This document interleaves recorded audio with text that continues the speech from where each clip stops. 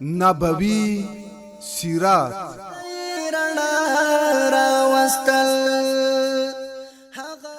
د سیرت خپرونه هر ورځ د سهار له 6:30 دقیقو تر 7 بجو پورې له شریعت غږ راډیو څخه واورئ.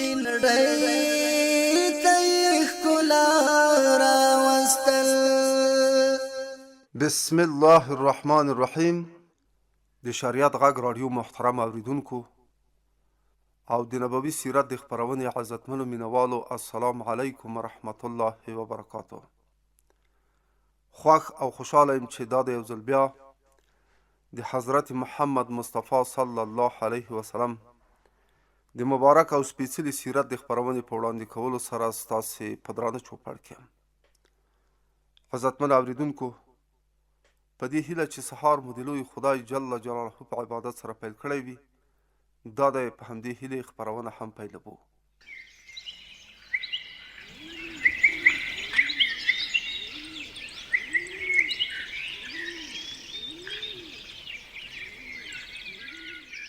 محترم اوریدونکو، په دې خپرونه کې غواړو چې د اسلام د ظهور په وخت کې د عربو د مذهبي او اخلاقي مسایلو په لړ کې د کهانت، شراب څښلو او ځینو نورو مسایلو په اړوند تاسو دیندارو او معززو اوریدونکو ته ځینې مطالب در واوروو. کهانت یوه ډیره بده بلا وه چې په ټول عربي هیواد کې خپره شوې وه. په هر ځای کې به یو یا ډیر کاهنان ناست وو چې د آینده واقعاتو پیشګویي به یې کوله او خلک به یې د آسماني خبرونو څخه خبرول. د عربو دا عقیده او په خپله د کاهنانو دا دعوا وه چې د دوی سره تل یو پیری ملګری وي او هغه دوی ته خبر ورکوي. د کاهنانو به خپل ظاهري شکلونه په یو دا ډول مخصوص وضعیت جوړول چې له ورایه به پیژندل کېدل، لکه چې یوه ورځ د حضرت عمر فاروق له خوا څخه تیر شو یو څوک، هغه دغه کاهن له قیافې څخه وپیژانده او رابعې غوښته پوښتنه یې ورڅخه وکړه چې ستا پیري تا ته ډېره عجیبه کومه خبره کړې وه؟ هغه وویل زه یوه ورځ په بازار کې ګرځېدم چې زما پیری ما ته ورخطا راغی او راته یې وویل آیا تاسې د پیریانو سراسیمګي د هغو ناامیدي او د هغو د کاروبار خرابي نه وینئ؟ حضرت عمر فاروق وویل رښتیا وایي، زه د جاهلیت په وخت کې یوه ورځ د بتانو په څنګ کې ویده وم چې ما خوب ولیده چې یو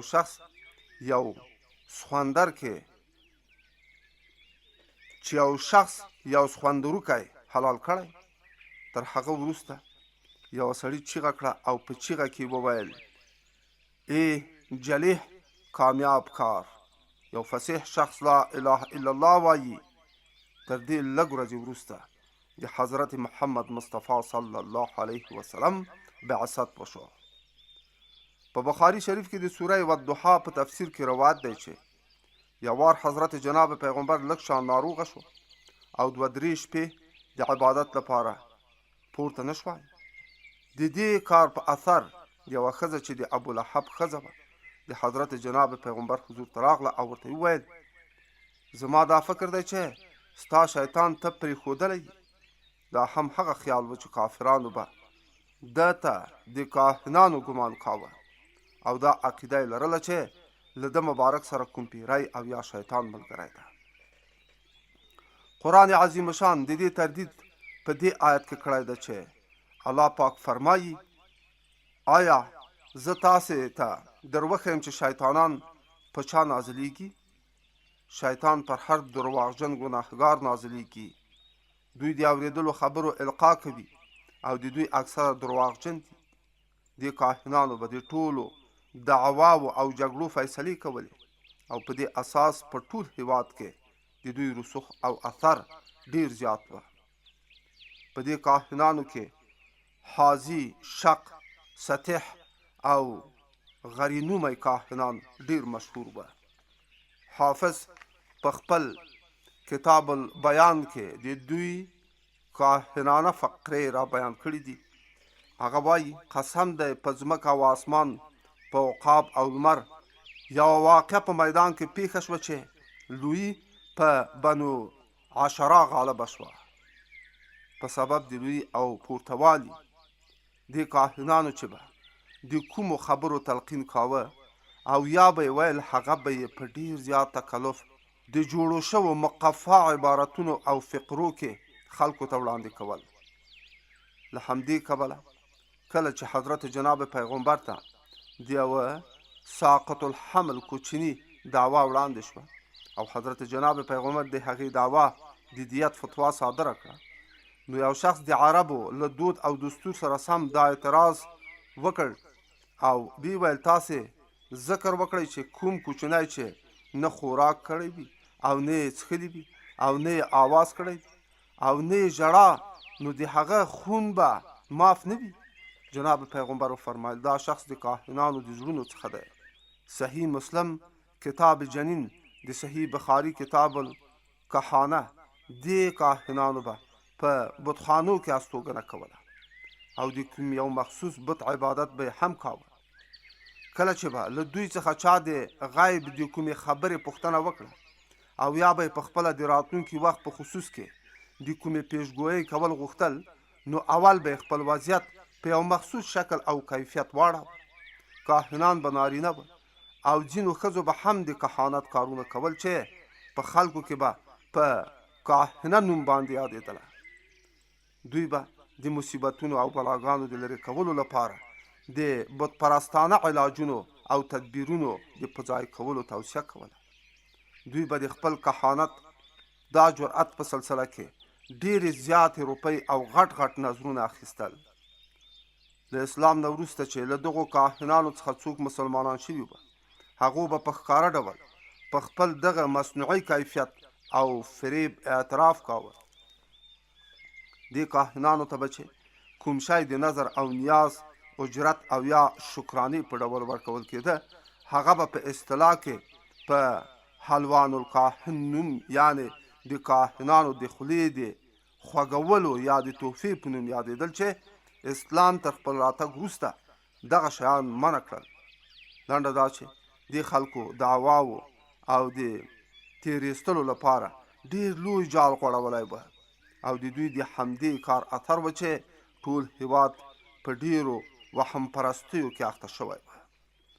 د شاعرانو په نسبت هم د عربو دا خیال و چې د هر یو شاعر سره یو شیطان دی او همغه د دوی په خوله باندې شعرونه القا کوي، لکه چې د مقبل شاعر شیطان نه د عامر اللور او د عربو د مشهور شاعر اعشی د شیطان نوم مسحل و. په هر حال دا د کاهنت حالت و. دوی به په ځمکه مار نه واژه چې دوی دا عقیده لرله چې څوک مار مړ کړي نو د هغه جوړه راځي او انتقام او بدلل ورڅخه اخلي. دوی دا عقیده هم لرله چې تر مرګ وروسته د انسان روح څخه یو مرغه جوړیږي او تل الوزي. دا مرغه په دوی کې په حامه نوم باندې یادېده. دوی دا عقیده لرله چې په نس کې یو مار دی چې د لوږې په وخت کې خولې لګوي چې د کوم کار به یې د کولو اراده وکړه نو اول به یې د هغه کار په خصوص کې شګون نیوه. د مثال په ډول که په دغه وخت کې به کوم یو مرغه د دوی ښي لور ته والوته نو دغه وخت به یې مبارک او نیکمرغه ګاڼه او که به یې کیڼ خواته والوته نو په دغه وخت کې به یې دغه کار پرېښوده او صرف نظر به یې ورڅخه کاوه. د وزې چې به نر وزګوړی پیدا شو نو په بت به یې قرباناوه چې اوښې به 10 بچي وزېږول نو هغه به یې خوشې کړه او د نورو خیراتي څارویو غوندې به ګرځېدله. د چا د اوښانو شمېر به چې 1000 اوښانو ته ورسېد نو د یوې اوښې سترګه به یې د دې لپاره لانده کړه چې دغه اوښان له نظره نه شي. کله چې به قحطي شوه او بازارونه به نه کېدل یعنې سوکړه به شوه نو دوی به د یو پسه په لم پورې وچ واښه او یا نور شیان وتړل او هغو شیانو ته به یې ورته کړ. دوی دا عقیده لرله چې د دې کار په اثر به باران وشي. که دوی به چیرته په سفر تلل نو په یوه ونه پورې به یې یو مزی او تار یا بل کوم شی غوټه کړ، نو چې له سفر څخه به بیرته راغلل نو هغه غوټه به یې کتله. که دغه غوټه به خلاصه شوې وه نو دوی به دا خیال کاوه چې زما ښځې بد کار کړی ده. که په سفر کې به یې لاره ورکه کړه نو کالي به یې اړولي اغوستل او دوی به دا عقیده لرله چې د دې کار په اثر ورکه لار موندل کیږي. دوی دا عقیده هم لرله چې کوم شخص لات او عزا ته ښکنځل وکړي هغه د برس او یا جذام په مرض اخته کیږي. دوی به د ژیړو ګوتې په ګوته کولې او دا ګمان به یې کاوه چې د دې کار په اثر د انسان څخه د ضعف او کمزورۍ مرض لرې کیږي. دا ډول په سوبونو ډیر اوهام په دوی کې خپاره شوي و چې د هغو شمیر امکان نه لري. دا خو د دوی مذهبي خیالات او حالات او اخلاقي کیفیت و. همدغه راز ډیر ټیټ او خراب و. د دوی په اخلاقي معایبو کې ډیر لوی او ښکاره عیب د دوی په خپلو منځو کې د یو بل سره جنګونه او دښمنۍ وې چې دې کار د دوی زړونه ډیر زیات سخت کړي وه او د رحم و عاطفې څخه یې پاک کړي وه. د بل وینې تویول یې د دوی خوی او عادت ګرځولی وه. په لږه او عادي خبره جنګ کول او د یو بل وژل دوی ته یو معمولي کار ښکاره کېده. هره قبیله د بلې قبیلې او هره کورنۍ د بلې کورنۍ سره په جنګ اخته وه. هر کوچنی به د خپل پلار او نورو خپلوانو د انتقام او کسات د اخیستلو د جذبو په فضا کې لویده او روزل کېده به او تر زلمیتوب وروسته به یې دغه مهمه او مقدسه وظیفه ترسره کوله. په دې ډول به د یو جنګ سلسله تر کلونو اوږدېدله او دوام به یې کاوه. همدې جنګونو ته مورخین او د ادب پوهان ایام العرب وایي. د دې جنګونو شمیر تر سوونو ډیر دی. میداني نیشاپوري چې په 1513 هجري کال کې وفات شوی په خپل کتاب الامثال کې له دې جنګونو څخه د 132 جنګونو د نومونو تر ښودلو وروسته داسې وایي چې دا فن د پوره شمار اندازه نشي کولای. نو له دې کبله چې ما څه بیان کړي دي په هغو مې قناعت وکړ. دا ټول هغه جنګونه دي چې دا جنګونه د اسلام نه 40 او 50 کاله وړاندې د اسلام د راتلو پورې شوي دي. په دې جنګونو کې ډیر مشهور جنګونه د عبث او ذیبان جنګونه دي. د دې جنګ اصله قصه داسې ده چې د دې دواړو قبیلو د دوو آسونو یعنی د احس او غبرانومي آسان په منځ کې د مسابقې مقابله وه. یوې ډلې د آسونو د ځغلولو او مسابقې د قانون څخه مخالفت وکړ او د دې کار په اثر د دې دواړو قبیلو په منځ کې سره جنګ ونښته او دې جنګ د قبیلو په منځ کې تر 40 کلونو پورې دوام وکړ. دوهم مشهور جنګ د بسوس جنګ دی. د دې جنګ اصلي قصه داسې ده چې د بسوس نیمې قبیلې د یوې ښځې وښه د کلیب بن وائل په ورشو ورګډه شوه. کلیب په خپل غیشي دا وښه په تی باندې وویشته او د دې ته یې ورزخمي کړ. دې کار په قبیله کې د قهر او غضب اور بل کړ او کلیب یې وواژه او د بکر او تغلب په منځ کې خونړی جنګ ونښتله. د سلیم او غطفان د قبیلو د سردارانو په منځ کې څه خبرې لاندې باندې او مناقشه پیښه شوه. څو ورځې وروسته چا موقع وموندله او یو سردار یې وواژه. د دغه سردار د انتقام په سلسله کې د وینو ویالې وبهېدلې. د بکر او تمیم نومي قبیلې په منځ کې د یوې ورشو په معامله کې خونړی جنګ پیښ شو. د مدینې منورې د دوو مشهورو قبیلو یعنی اوس او خزرج په منځ کې چې کومې خونړۍ نښتې شوي دي په هغو کې ډیر مشهور جنګ د یوم بعاث جنګ دی. په دې جنګ کې د دې دواړو قبیلو اکثره مشران ووژل شول. دا شخړه د مدینې او د انصارو په بیعت پای ته ورسېده. د قریشو د یو مشهور جنګ نوم ایام الفجار دی او د یو بل مشهور جنګ نوم ذیوقار دی. لنډه دا چې د لږ قهر او غصې او جزوي خبرې نه به غټه خبره جوړه شوه او د وینو لښتې او بیالې به وبهېدلې او د قتل نه به د انتقام جذبه پیدا شوه او د جنګونو یوه نه پرې کېدونکې سلسله به شروع شوه. په دوی کې به جنګ کول او مرګ ژوبله وهل ټکول د جاهلیت شرف او د قبیلې شان و شوکت ګڼل کېده او دا د بل وینې څښل د دوی دوهم فطرت ګرځېدلی به.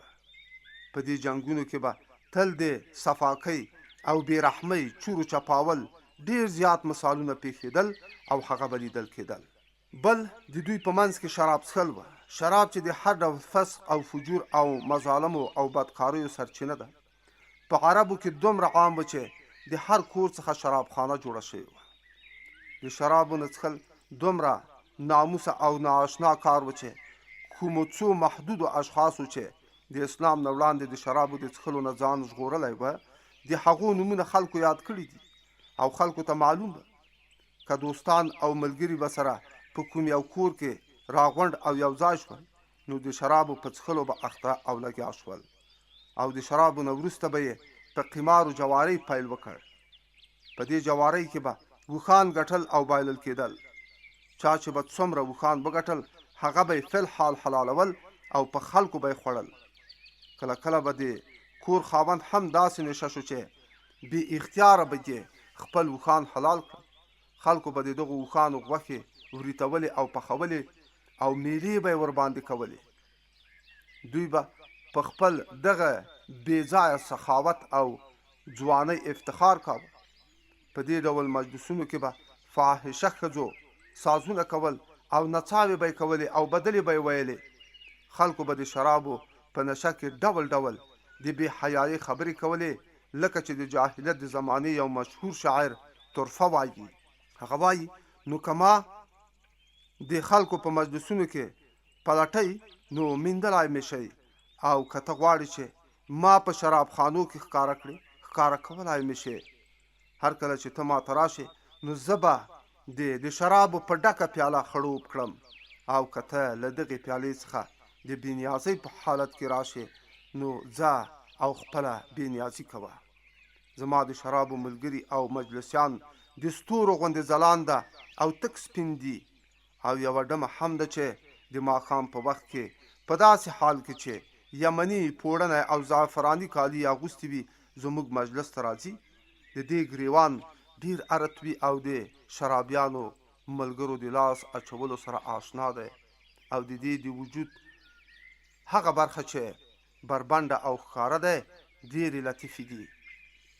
هر کله چې موږ دې ته ووایو چې موږ ته واوره به نو ورو ورو په ډېر نزاکت سره راوړاندې کېږي. شراب څښل او په مزو کې خوشحالي عمر تېرول او د خپل معرفي او هغه مال چې ما په خپله ګټلی ده خرڅ کول او مصرف کول زما هغه عادت دی چې د پلرونو نیکونو څخه راته په میراث پاتې شوی ده. په هر حال دا د عربو د شرابو د څښلو هغه خبرې دي چې دلته موږ راوړي دي.